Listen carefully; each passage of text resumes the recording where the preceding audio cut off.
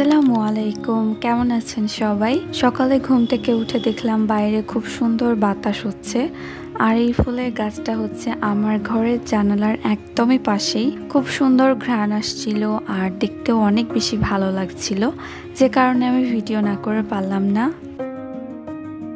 তারপর আমি রান্নাঘরে চলে গেলাম আর আম্মু এখানে চিতই বানানোর জন্য প্রিপারেশন নিচ্ছিল। তো আম্মু এখানে চিতইয়ের ডোটা বানাচ্ছিল। আর এখানে আম্মু পাকা আম কেটে রেখেছে। আজকে আমরা চিতইয়ের সাথে পাকা আম খাবো। আমি জানি না কার কাছে কেমন লাগে, কিন্তু চিতইয়ের সাথে পাকা আমের এই কম্বিনেশনটা আমার অনেক বেশি পছন্দ। তো আম্মু এখানে মাটির চুলায় চিতইটা বানাচ্ছে।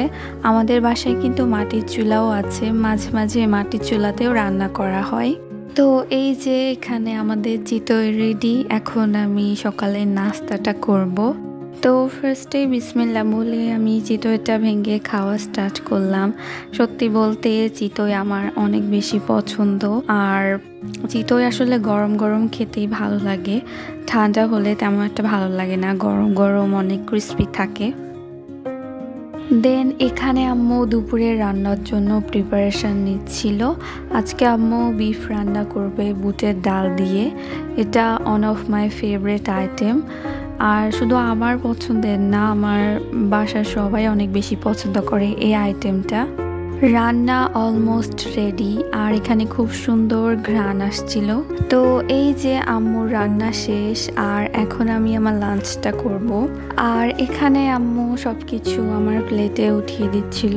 আম্মু সেদিন পটলের ভাজিও করেছিল। আর এই হচ্ছে আমার প্লেট। এখন আমি বিসমিল্লাহ বলে খাওয়া স্টার্ট করলাম। টু বি অনেস্ট, খাবার এত বেশি মজা হয়েছিল।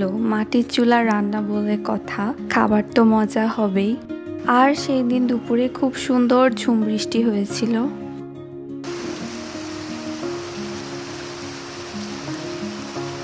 বিকেলবেলা ভাবলাম যে একটু লেবু চা খাওয়া যাক। অনেকদিন ধরেই চা খাওয়া হয় না। কয়েকদিন আগে যে গরম ছিল, এত গরমে চা খাওয়া অন্তত আমার পক্ষে সম্ভব না। তো এই যে আমার চা রেডি। আর আমার না সেদিন চা পাত্তি দেওয়াটা একটু বেশি হয়ে গেছিল, যে কারণে চায়ের কালারটা এমন দেখাচ্ছে। যাই হোক, কি আর করার। এখন হচ্ছে আমি লেবু চিপে নিচ্ছি চায়ের মধ্যে। তারপর আমি চা নিয়ে ছাদে চলে গেলাম। ছাদে খুব সুন্দর বাতাস হচ্ছিল। তো এই হচ্ছে আমার লেবু চা। লেবু দেওয়ার কারণে চায়ের কালারটা অনেক বেশি সুন্দর লাগছে।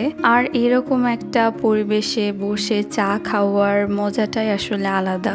আর এটা হচ্ছে সন্ধ্যাবেলার ভিডিও। সন্ধ্যায় আমি পাস্তা খেয়েছিলাম। তো আজকের ভিডিওটা এতটুকুই। সবাই ভালো থাকবেন। আল্লাহ হাফেজ।